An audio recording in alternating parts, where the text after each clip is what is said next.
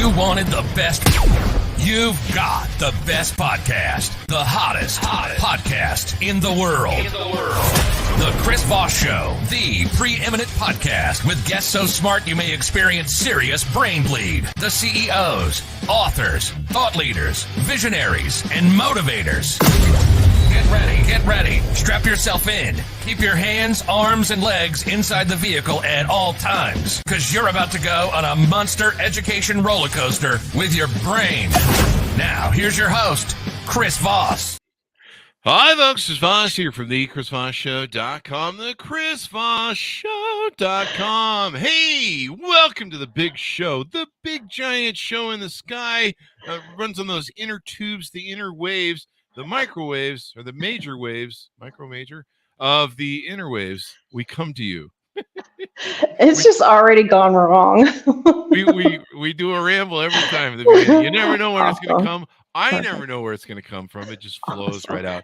But I feel like after I said that, if we come from the interways, I should mention that we come in peace.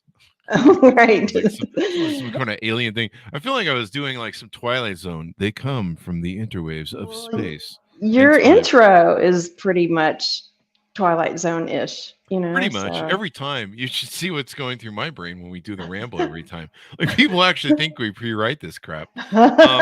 So anyway, welcome to the show, my friends, neighbors, and relatives. As you can hear, we have an amazing, very funny, interesting, exciting person on the show. You're definitely going to want to check her out and her knowledge. We're going to break open her brain. We're actually going to take her brain. We're going to cut it up. We're going to slice it and expand it. We're just going to pull it apart. And we're going to peer deeply inside and find out the amazing business knowledge that she has inside.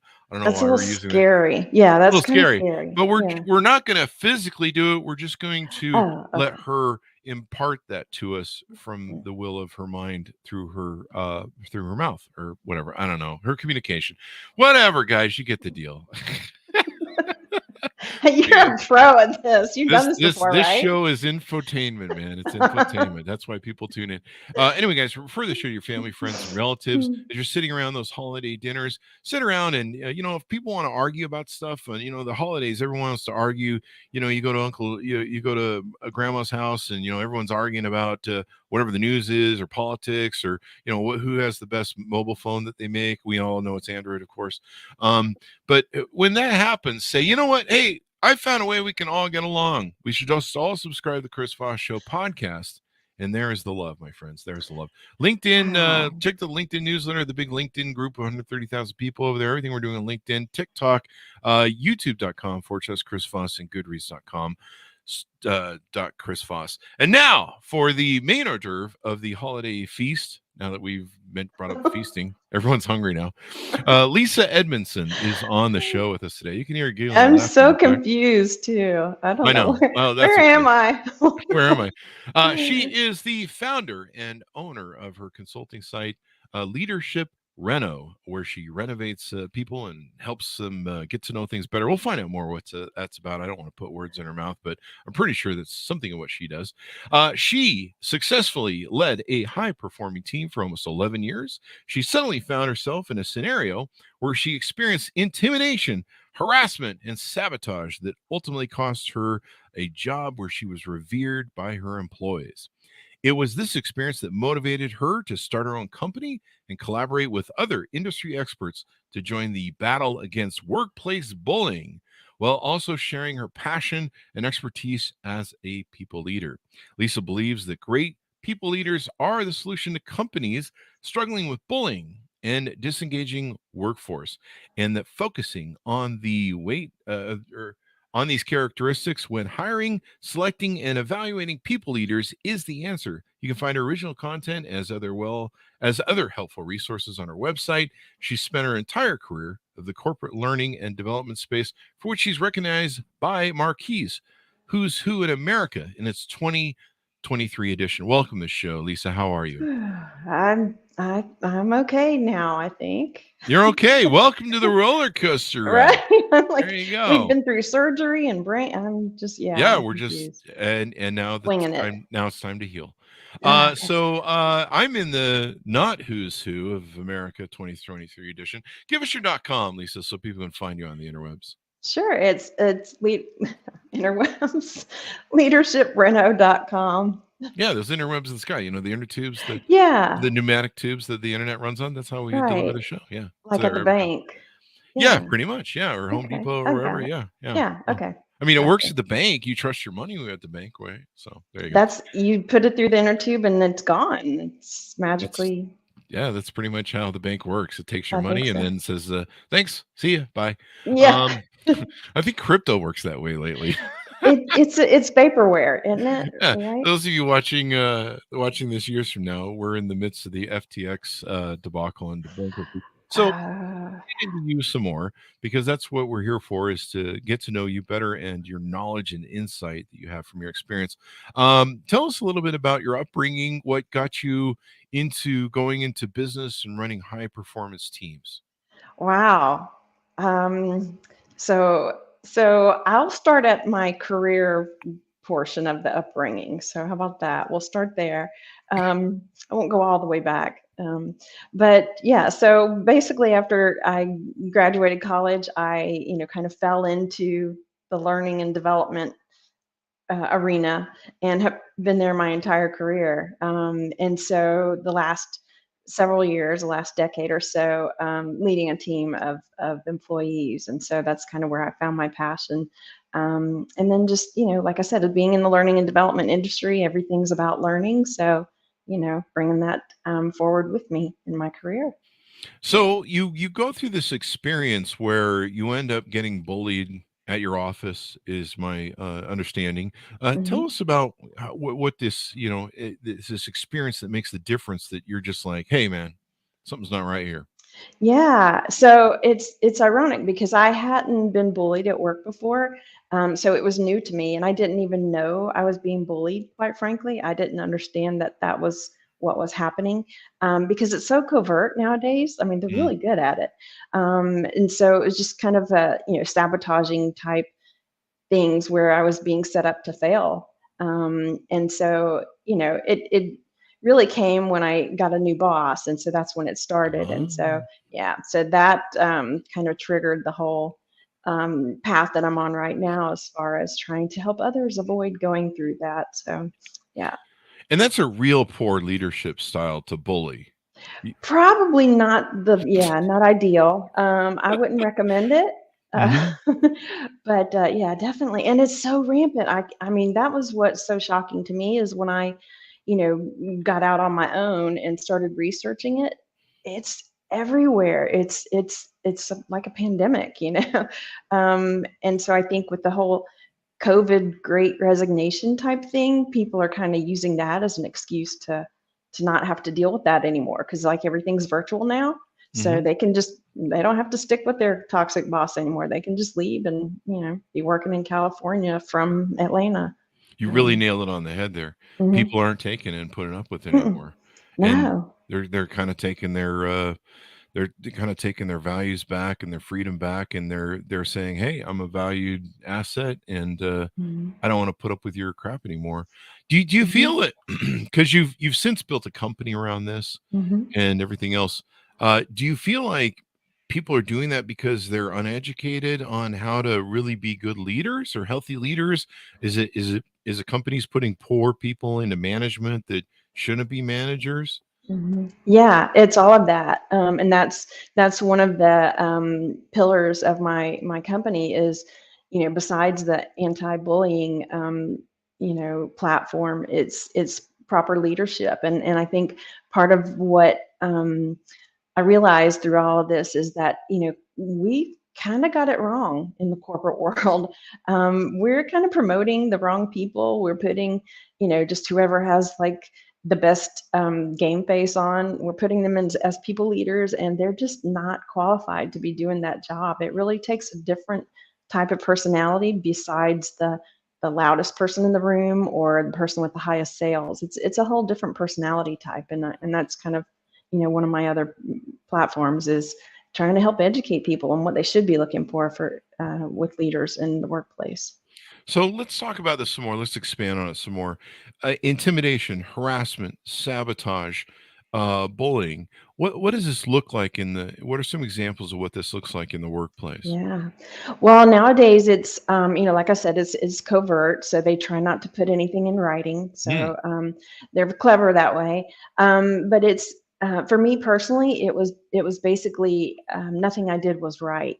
For example, I had built this department basically from the ground up. I was employee number one, and very profitable department. And then suddenly I get this new leader in, and suddenly I'm an idiot. So apparently I didn't know what I was doing for the past 11 years. And Wow. yeah, so it was all wrong. Everything was wrong, and every week was different direction. I mean, it was impossible keeping up with the latest instructions. It was literally just trying to set me up to fail. Oh.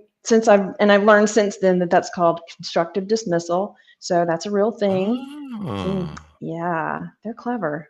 Constructive dismissal. Here, I got to Google Mhm. this. So do you feel like that was partially like was it sociopathic or narcissistic or just constructive? Yeah. Yeah. No, I think there's some narcissism involved in this because that seems to be the um, the kind of predominant um, personality type that takes on this type of bullying. So not that I can diagnose someone with that, but in my head that I felt like this person was a narcissist for sure. If it wasn't all about, them, then, I became a threat. So Uh, I've seen some of that in the corporate world where people, it turns from a performance-based organization or performance-based team to serve the leader, worship the leader. It's almost kind of this yes. authoritarian sort of thing, and nothing gets done. It becomes like a high school popularity game of who can kiss the leader's butt, and nothing's getting done Yes. because the only thing the leader recognizes is Themselves. is themselves and people Right. kissing their butt and coming up and Yeah. worshiping them. Oh, great leader. It's I mean, you hit the nail on the head because and it's ironic because you see people getting promoted because Hmm. they are the better butt kissers. Yep. So yeah, so people like me that had their own brain, their own thoughts. I mean, yeah, I'm just not cut out for that, apparently. S- So when this happened to you at your office, were there people above this person who took you over as a manager that y- maybe you tried to go to or reach out to, or they just figure, well, they're that's they're the manager we installed, so deal with it. Yeah, deal with it. Well, and it's ironic because there was someone above my leader, and um, unfortunately, my leader got to that person first. Mm, So that became the truth. So my wow. story was, a little too late. So yeah, apparently, the story was that I was the problem. Wow. I'm the disruptive person. So yeah, Yeah. yeah, they got there first. And it's interesting to me because you brought up a good point earlier. You've been there for 10 or 11 years. Mhm. And suddenly you're the bad employee. You built Yeah. the thing and everything else. One of the things that I used to do with my companies, I used to go around and I knew who my most highly valuable employees were. And they didn't look pretty. They were the people who worked the long hours. They weren't the people who were standing by the time clock at 5 p.m. in the sprint Mhm. stance, ready to Right. punch the clock. Yeah. Um, the and so I knew who they were. And so when people would come to me sometimes, I don't like this person, I like that person, and I'd be like, you know how much I value them, and I would Mhm. give them time off. I had one of my best Yes. employees was a gal who had a son who had oh, what's the thing where people talk to you and stuff, and they're invisible, basically. Oh, Beautiful mind. sociopaths? Yeah. It's a beautiful mind. Oh, I forget the name of yeah. the Some kind of condition. path. Yeah, but she had a son who had that, and I would give her Right. time off to go do stuff, but she was like the Yeah. greatest employee. In fact, sometimes I wander over to my office and be like, "Honey, it's 8. Please go home to your Aw. family. Come Aw. on." But she was one of the best employees. But people need to recognize that. Like as a manager, I would be like, "Okay, Yeah. why have we hired this new manager, that's Mhm. just new? And then why Yeah. do we have someone who's been here 10, 11 years and suddenly Yeah. there's a problem?" To me, Yeah. that would be the math. But Right. Well, I think it was kind of just like a whole comedy of errors because the person above my boss was also fairly new. So, there you go. Wow. It's really interesting. So what you did is you turned lemons into lemonade. Is that correct? Apparently so, yeah. So I kind of took that lesson, and like I said, spent, really the first 2 months or so after I left there, researching this whole bullying thing. Because like I said, it just caught me so off guard. I had no idea what was going on, and the more I learned, the more compelled I felt to try and help others avoid going through what I did. There you go. And so you started your company, and the name of it is Leadership Reno. Is that correct? It is, yes. There you go. Not And Reno. there you go. Not Reno. It's Reno, as in renovations. Correct. I learned Yeah. that in the green room. So See? talk to me about your company, what you've set Mhm. up, what you do, how you interact with people. We'll get into some of the details here. Yeah. So Leadership Reno was quite frankly very well thought out. It occurred overnight, basically. I just kind of went in like a bull in a china shop and was like, oh, what am I going to do? I need to start a company because I need a website, because I need to blog, so yeah, there was no forethought involved whatsoever. I kind of just figured it out as I went.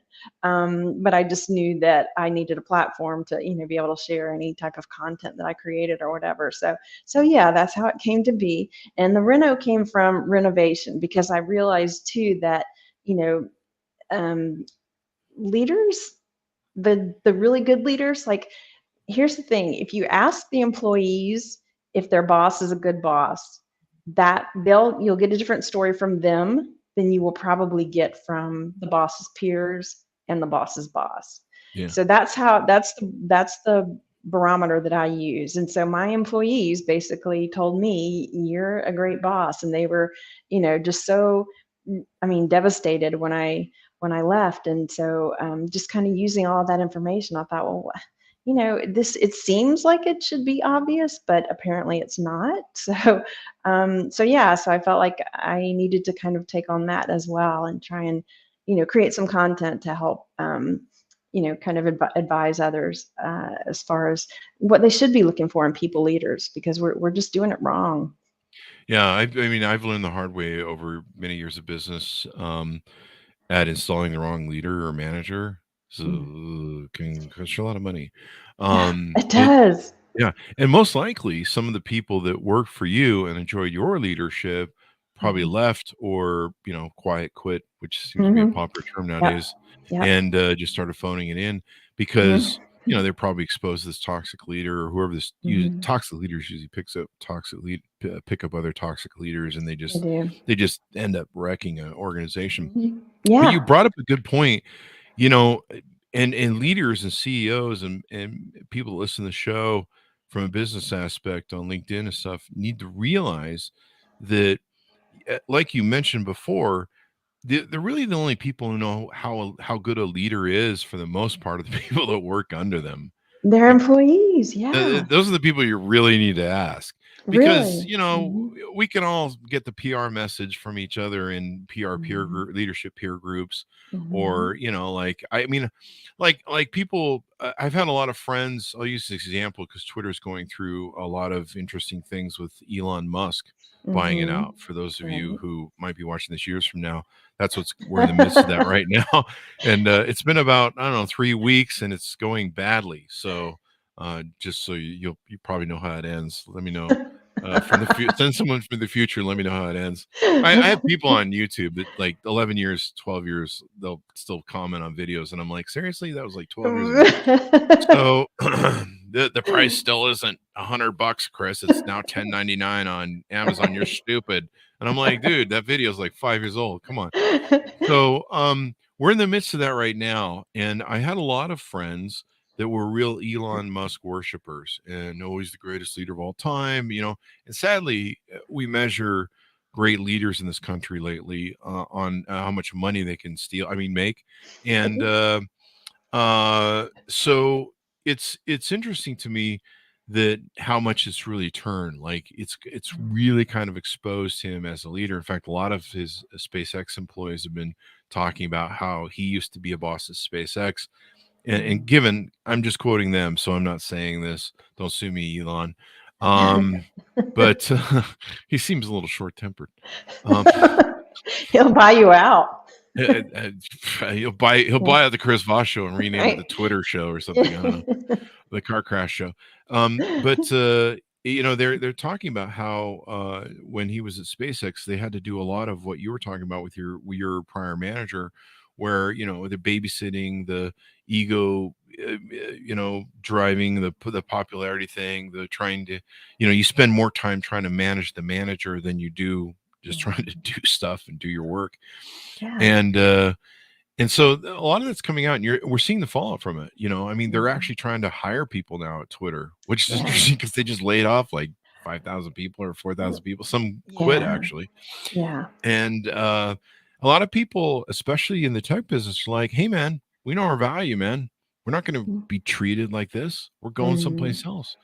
And that's what employees will do. And so kind of speaking to that, the perception of what you mentioned earlier, how people peer review each other as leaders, we're kind of finding out that maybe that's not true. And when you're seeing employees quit, and going elsewhere and saying, no, we're out of here. I mean, I saw videos of whole tech engineers who'd worked for 10 years. I mean, you think of the knowledge base that's in there. I just thought, oh my God, that's a lot of experience and knowledge that you paid for leaving that corporation. Yeah. And it's I mean, it's not just obviously there. I mean, it's a phenomenon globally. And it's, like I said, I think I mentioned earlier, it's kind of now because of the COVID thing, since everything's remote work, people have more choices. So they're not dealing with it like we used to have to. But yeah, and ironically, that boss that, why I left is no longer there either. So they lost a 10, 11-year employee. Yeah. And whoever else was under you. And how long did that boss last? I'm curious. A total of a year. So yeah, 6 months after I was gone. That is destructive. Yeah, I know. And it's sad because I mean, ironically, it's like that department was, we were rocking it. I mean, we were a very profitable learning and development department, and a lot of learning and development departments are cost centers, but we were a profit center. And I can't even imagine what their P&L looks like nowadays, but those are the mistakes you make and pay for. I remember one of the important lessons I learned years and years ago. I can't remember who told the story. I think it was in one of Tom Peters' books, but I think it was repeated. But it was IBM. It was under IBM, and if I recall rightly, it might have been HP. IBM or HP. Anyway, one of their vice presidents loses like $11 or $20 million on some whatever they decide to do, and they lose like just this gads of amount of money. And so the vice president comes in the CEO's office and says, I think it was under Watson, comes in the CEO's office and tenders his resignation. He says, I just lost all this money. Clearly, I failed. I suck. I'm resigning. And the CEO says to him famously, he says, no, man, we just spent $11 million teaching you something. Right. We're not going to let you go. We just spent $11 million teaching you a lesson. Right. And oh my gosh. and to me, and employees that stuck with me the longest were my best employees. And my favorite employees, because the knowledge that they had about me, my company, my culture, my environment was almost priceless. Yeah. It is. And I bet, you were able, it not only did they do their job well, but it kind of made your job a lot easier, I bet. So why would you want to make them unhappy? And I think that's, like I said, part of the problem is we're not listening to the employees, and that's one of the things I tell people is I'm like, if your employees aren't telling you what a great leader you are, like if they're not the ones providing recommendations for you on LinkedIn, you're probably doing something wrong, like something's not right there. They may be lying to you. They may be saying you're great. But you will really see it come out if they, are providing recommendations for you and, that type of thing. So it's obvious, but for whatever reason, people at the top aren't paying attention to that. And so I tell them, well, how about this? So I had 0% turnover while I was there. So my employees, Wow. they didn't leave, and which was great because we were able to, function and innovate and, continue to evolve. But they they knew what they were supposed to do. And so when the new boss came in and suddenly, there was this, everything's changing directions and that kind of thing, they were almost caught in the middle, because they knew that, Lisa's been targeted. We love Lisa, but we need our jobs because we're like, the sole provider or something like that. So it put them in a weird position too. And Yeah. it was just a really bad feeling to have to go through that and deal with all of that. So I'm rambling. I had a point there, but it kind of escaped me. No, So, it makes yeah. sense. So let's talk about some of the tools that you have on your website. I notice you Mhm. have a masterclass series that you Mhm. you take a market here on the website. Talk to us a little bit Mhm. about that and how that works. Yeah, so it's I'm the sole employee, so and I suck as a boss apparently because I'm just not meeting my deadlines with my course development. But I've created 3 e-learning courses so far, working on an instructor-led course, but they're basically about bullying. And the second course specifically uses a technique that I discovered when doing my research. There's a gentleman out there, his name is John Linhart. He's got a methodology that he uses that literally shuts bullying down. I mean, Ah, it's kind of bizarre. It's almost like it uses, almost reverse psychology on the bully. So they end up, basically beating themselves up so that you don't have to. But that's what the second course is on. And then, the third part of that series is about leaders, what we should be looking for, the characteristics, the traits we should be looking for, what we should be measuring. We should be looking at turnover. That's where I was going with that original thing. Turnover. turnover. 0%. I had 0% turnover. Do you know how much money that saves? Oh, yeah.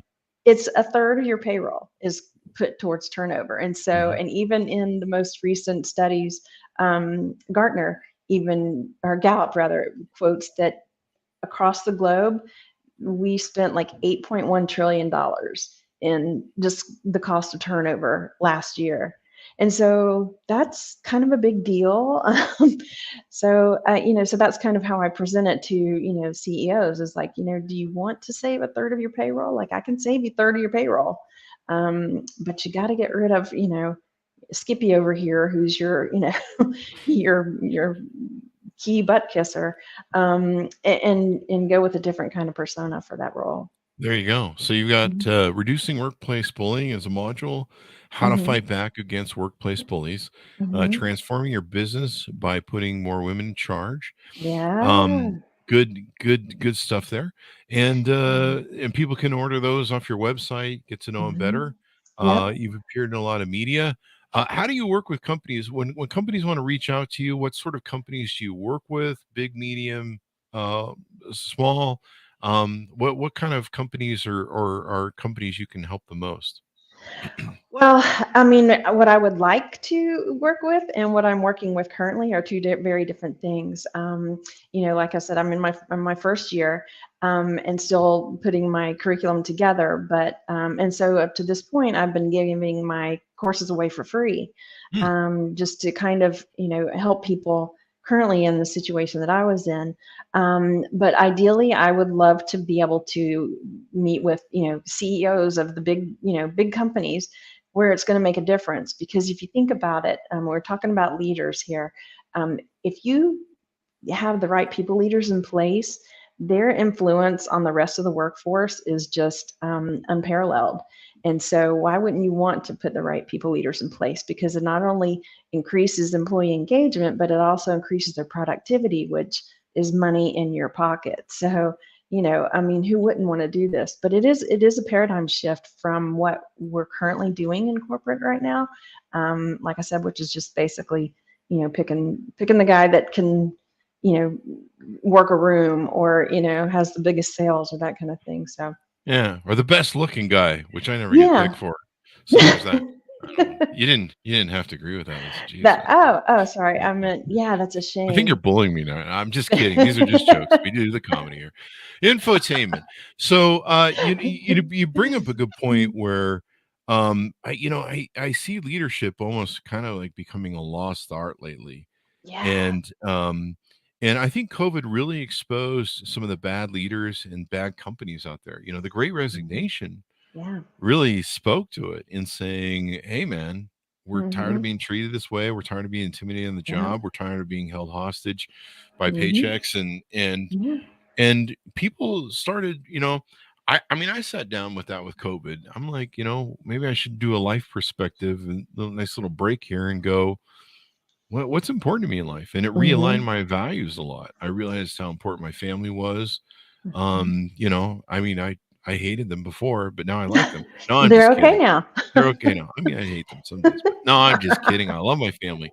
It came down with COVID. It came down to this thing where I think a lot of people went through. It came to this thing where I'm like, hey, all this stuff doesn't matter. My family matters. The people I Hmm. love that are close to Yep. me that matters, because they can be taken from me in a second by Hmm. this crazy thing that's going on. Hmm. My mother is older. I mean, I was just reading that I think like 90% of the people who died from COVID were 65 and above. Yep. And I'm like, Hmm. I really like my mom. I like to keep her Yeah. around. I have Yeah. this thing where I like her. She doesn't like me, Mhm. of course, but have you seen me That's okay. lately? You know where she Um, lives. no, Yeah. she's wonderful. But I think that was when I was young. She didn't like me or something. I don't know. But we were horrible kids, so there was that. But no, and I think everyone went through that. I've been Yeah. running my company since I was 35, but I think most employees went through a soul search, like I talked about there, where they Mhm. went, "What am I doing with my life? I'm working for a Yeah. horrible boss, treats me Mhm. horribly. Maybe there's some bullying and Yep. intimidation that goes on." Mhm. I've experienced that at different places that I worked when I was young, where it was there was bullying and intimidation and sabotage. I've Mhm. had that manager that doesn't like you. I think I wrote Mhm. about it in my book, who doesn't Yeah. like you and does everything to try and sabotage you. Mhm. And it's really sad and it's really destructive, and it's really sad that someone isn't overseeing them, going, hey man, Mhm. what are you doing with our assets? We know what our Yeah. assets are and why that can make a difference.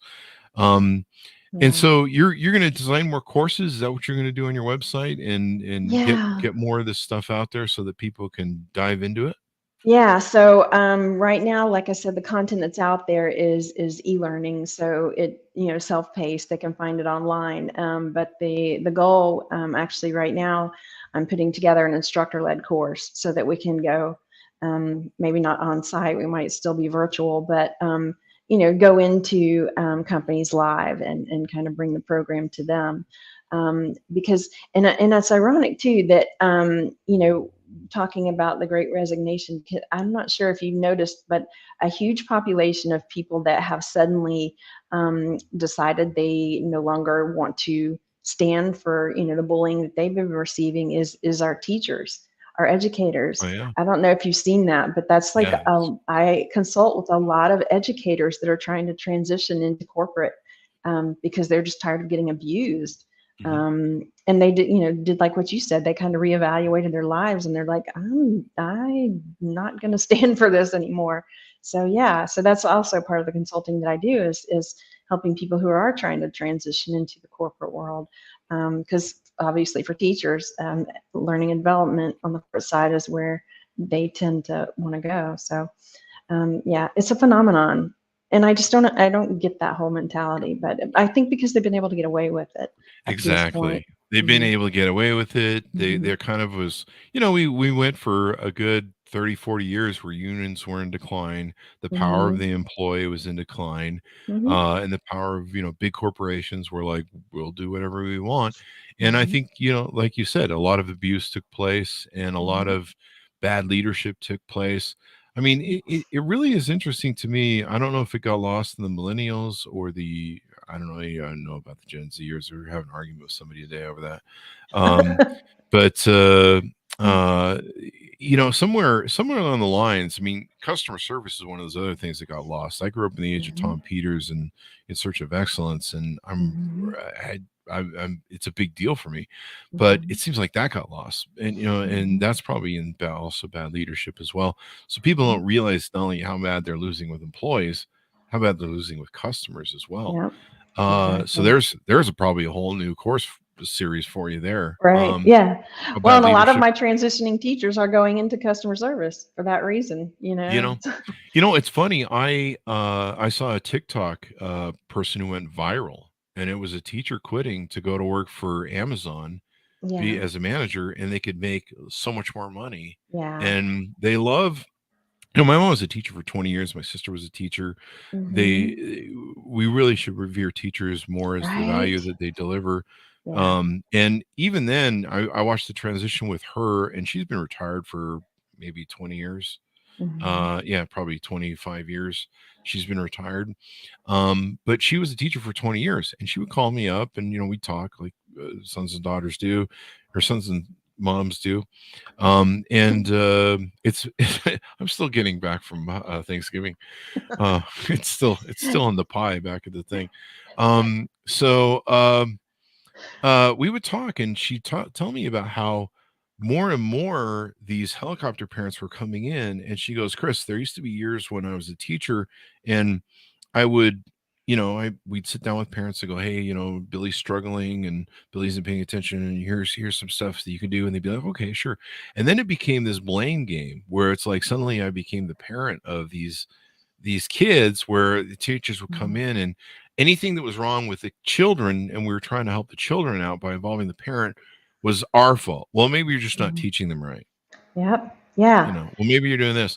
And she was considering leaving the business. I think she retired early because of it. Yeah. But this was like 25 years ago. Okay. Right. We've seen what fallout has gone out, especially from COVID, some of the attacks of Yes. teachers over mask wearing and stuff. Yeah. But I can imagine there's a lot of people transitioning into that. One of the target I'm sure you've worked with or will be working with in the future is entrepreneurs. There's a lot of people that are leaving companies and going to be entrepreneurs. Yep. The big joke about Twitter right now and the mass exodus there is that this is where the big boom comes out of, is during recessions like this and big layoffs like this, where these brilliant people that are engineers that have 10 years at Twitter or 10 years at a company like you did, they're leaving, starting their own companies. And they got some pretty darn good ideas because they worked at companies for 10 years. And they know, what the good ideas are. So they're the ones hitting out the venture capitalist funds. So this is really important. You talk about on your website about culture, about creating a culture of employees who are innovative, collaborative, and motivated to do their best work. Let's touch on that, because I learned a long time ago, culture is one of the most important things in the environment you set the tone in your company. Yeah, and ironically, it starts at the top.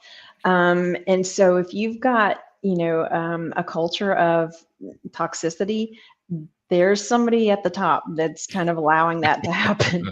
So that's clue number one.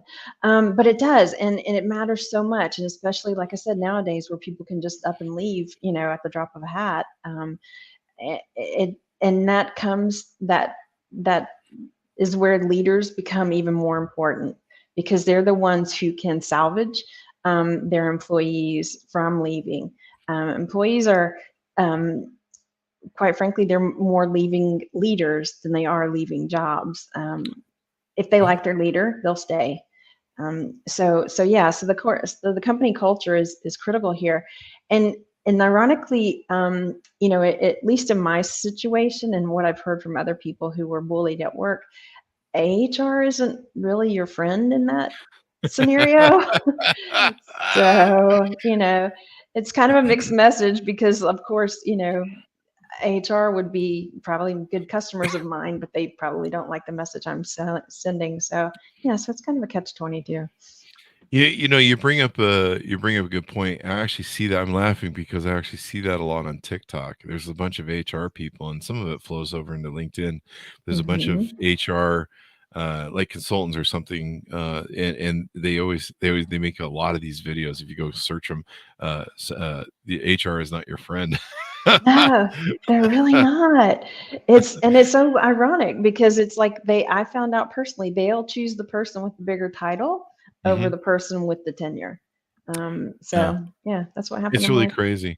Mhm. I had one time, I'll tell the story. I don't know if it's interesting or not, but it's an example of where bad leaders can do a thing. I'd originally gotten kicked over or promoted over 3 to 4 levels of management to run a facility management company for a facility for Cincinnati Bell, and it pissed off a lot of people who'd worked there for years. But I come in, they'd had horrible managers. They'd had the popular high school Yeah. managers. And so Yes.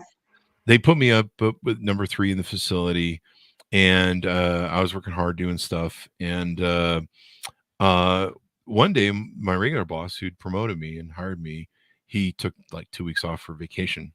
And Mhm. so this new gal who come in, they'd brought her in from the outside, and she one day sits me down and says, "Hey, man, we're writing you up, giving you 3-day suspension." I'm like, "What for?" She goes, one of the employees said you go into this certain executive bathroom that I never went into, and you're doing cocaine in there." Well, you stopped doing cocaine now at work, right? I mean, Well, I'm like, "Have you seen my salary? Like, I can't afford cocaine. Like, I don't make shit here." I mean, I was like a 20-year-old kid. the Like, facts don't come I can't together. even afford cocaine. Like, that would be the last drug I'd be doing. Like, like how would this was the 90s when cocaine was, I don't know what cocaine was back then, but it was probably a lot. And I said, "Well, who made this accusation?" "Well, I can't tell you." It was clearly one of these people I'd hopped over management with, and they were Yeah. pissed at me. Mhm. But after you see the match, so I was pissed. So I was like, "What do you do now?" And they literally, there was no give. It was just like, you get a 3-day suspension Yeah. over Wow. what someone said. Wow. No And proof. that's yeah. So that night, I go to a drug clinic. I get a drug test. Right, Right? Yeah. nothing on it. The next day, I call up. This guy won't talk to me, so I go to the manager above her, and I'm trying to contact him, and I can't get through to him. And so I go to the manager above him because I'm pissed. This is a 3-day suspension, no pay. Yeah. Yeah. And so I end up talking to the, like, what is it, 2 levels up, and she says, "Okay, well, we'll look into it." So she says, "I'm sorry this happened. Clearly you're not taking cocaine." It was the most dumbest thing ever. Right. And Right. so they kicked it down to the manager below her. They didn't have time, so we're down Mhm. to next level above the manager who wrote me Your up. manager. Hmm. And he doesn't they don't fix it at all. They don't do anything at all. He actually writes me up for going above him. Oh, wow. Yeah. That's classic. Yeah. Wow. So I'm like, How "Are you long are did you are you freaking kidding me?" right? It was just the management of fools. I think I lasted about a Yes. year there and then left, but I trained over 800 people. I was there. Wow. This facility had 1,600 people in any given time in it. And Mm. it was just crazy. But that's an example of how you lose great employees over Mhm. just stupid stuff, bullying. And then why would you Mhm. write someone up for going above your, I mean, it was just, that's how politically stupid this company Yeah. was. Well, speaking of write-ups, one of my write-ups, because you have to, give people the verbal warning and then the written warning before you constructively dismiss them, because we're trying to, chase them out before we have to fire them. One of the things I was written up for was my emails. Apparently, I didn't know how to write emails anymore. Um, and and I was using emojis. I'm not supposed to use emojis in emails.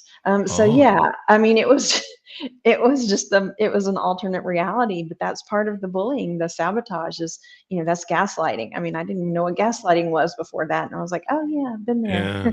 I had So to learn yeah, what gaslighting was the hard way too. Right? Like, who wants to learn that lesson? But yeah, so now I know what it is, and that's apparently, there's an alternate reality that they can create. You know, And we yeah, had we had one of the doctors from GMA3 on. I forget her name, and she wrote a great book during COVID. But she was communicating. She had like one of those direct lines to Dr. Fauci during the COVID thing, and so we asked for fun during the show. We're like, does he use emojis? Because he's kind of like 80 years old, and right. like is he hip? Yeah. And my mom uses emoji. I can't. I'm just like, I don't know, smiley face. That's all I got. I don't understand. If you write to me emojis, I'm like, I don't know what's going on here. But I'm old.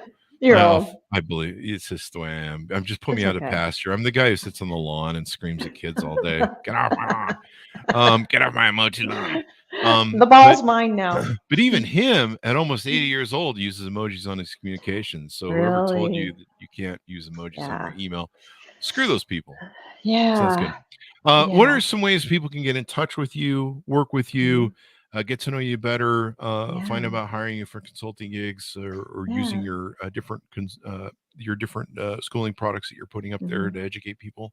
What are some good ways Yeah. people can do that? I think probably the easiest way is to find me on LinkedIn. I'm there frequently, and then of course my website, which we already gave the address. But either of those two is the best way to find me, because I have gotten a lot um, of clients through LinkedIn this year. And, I think it's sad that there's people needing this kind of help. But I'm glad that I can at least offer something to help with that battle. But there's a lot of people in this space doing that kind of work as well. And Mm, they're even looking at passing legislation. There's legislation being proposed mm. specifically against workplace bullying. And so this isn't the sexual harassment stuff, because we know that's already illegal, but they're trying to tap on, this bullying thing into that as well. So that's how big of a deal it is, sadly. Yeah. So yeah, Well, LinkedIn is such a great place. I mean, we do so well it over there, and we is. have for years. I mean, we've got Yeah. 130,000 group I built from zero over there.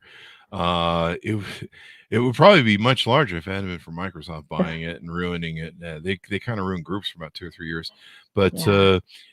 it's such a great place. If you can Yeah.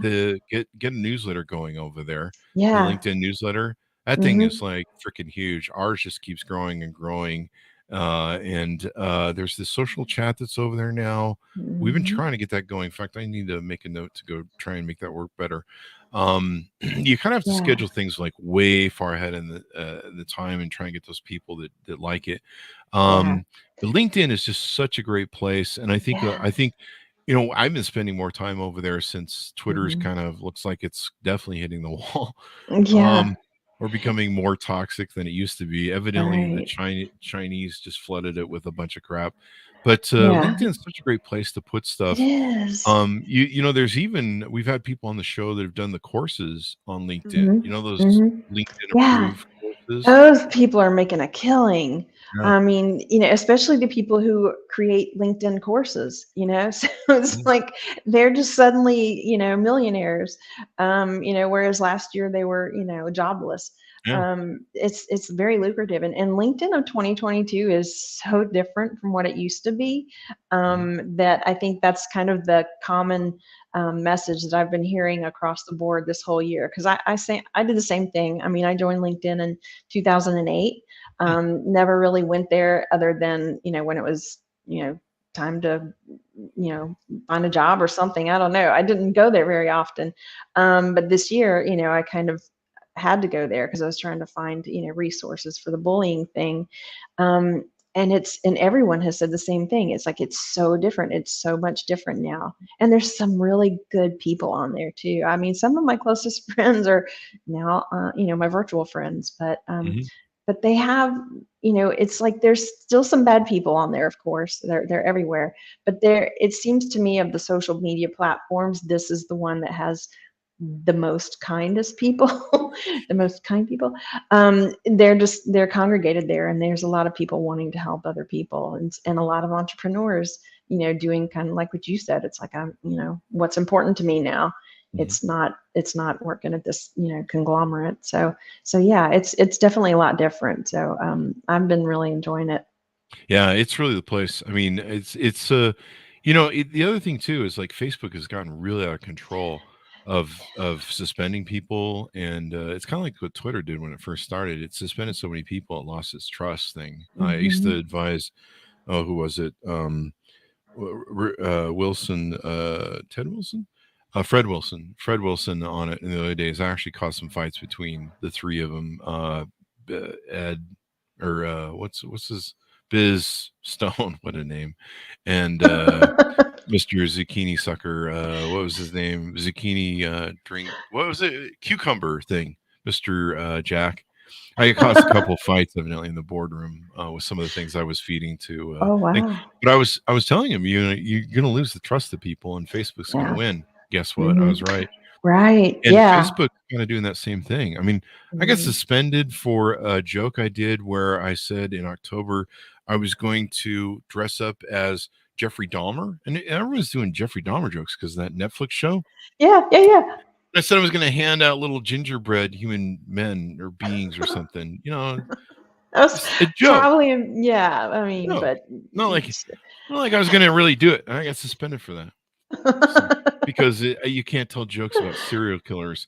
Meanwhile, I see all over Facebook, people doing memes about the Jeffrey Dahmer show and know, stuff, and I'm funny. like, really? And you go on any other platform, but their thing. A friend of mine got suspended the other day for saying happy birthday to somebody. For some reason, their algorithm tripped that up. So that's a heinous crime now too. So yeah, the LinkedIn is so professional. It's such a great place to be. And I think that's why people have to be professional over there. They can't be like you can't show up in your underwear and socks and robe and a coffee. You got to be professional. Because, employees look on that. But what a lot of people don't realize, a lot of people, employers look at other stuff. So let's stomp out bullying, intimidation. And, it's one of those things where if you lead people, if you take them on a journey, if you inspire them, you motivate them, you get to their hearts and minds. And that's what a lot of our great leaders do and did. Yes. They got into our hearts and minds, and they, people, you can try and whip people and drive them and go there or else. And then, some people will go there, and go, well, okay, I'll put up with this because I need a paycheck. Right. But a lot of the great people, especially ones that know their value or have value, be like, go someplace else. Yeah. And they're looking, a lot of people are looking for great leaders. This is what I learned in building communities and doing stuff all my life. People are looking for great leadership. So they really are. And my banner on LinkedIn, I even have a little quote on my banner that says, something about inspiring the best in others. I mean, great leaders inspire the best in others, and that's really what it's all about. It kind of is what it boils down to. So yeah, it's definitely we definitely need to improve in that area for sure. Most definitely. I mean, the inspiring others, getting others, to me, there's you can, what's an old saying that people use? I see this on your website: inspire greatness in others, you'll never be disappointed. You can lead a horse to water, but you can't make him drink. You can try, you're going to drink water or else. But when you inspire the hearts and minds of people, you get the best out of them. It's kind of really the difference between even like when you see political genres of capitalism or and freedom versus communism or socialism. Yes. Inspiring the best minds to be free to do, and that's where you bring out the best human achievement and experience. So anyway, this has been fun and wonderful, Lisa, to have you on the show. Brilliant discussion, very insightful. Thank you. I've enjoyed it myself as well. So I appreciate you taking the time to hear me out. There's still hope for us, but we'll get there. Well, with your help, we'll definitely make it. And maybe we should create a campaign. No more bad leaders. That's a hashtag or something. I don't know. Yeah. Leadership reform. That's what I've been calling it. Leadership reform. We need reform. There you go. Leadership reform. Yeah. That's the catchphrase. And I think a lot more people and CEOs need to listen to this, and Yeah. corporations and boards need to listen to this, because there's a lot of them running around going, "Oh, why is there a great resignation? I thought Yeah. they liked us. We're paying them good. We're No, paying that's them." not as important anymore. Yeah, Yeah, it really it's more isn't. than that. It's You gotta lead quality by of heart and mind. life. And you Yeah. bring up a good point. People follow leaders. Anyway, give Mhm. us your .com one more time so people can Yeah. find you on the interwebs. Sure. Leadershipreno.com. There you go. Thanks for coming on the show, Lisa. We really appreciate it. My pleasure. I appreciate it. And thanks to our amazing audience. Have I told you guys you're amazing lately? That's every show. I tell you guys are amazing. We definitely value you every day and all the stuff you do. Thanks for all the calls and different messages you send in the show. Somebody did that over the weekend and just touched my heart with they actually called the show. It was really funny. I'm thinking about putting the 1-800 number up. Leave me a message and let me know if I should put up a 1-800 number where you can call and leave messages on the show. Mainly because I'm a narcissist and I need people to feed my ego and tell me how great I am. So there's always that. Thanks for tuning in, folks. Be good to each other. Stay safe. And we'll see you guys next time.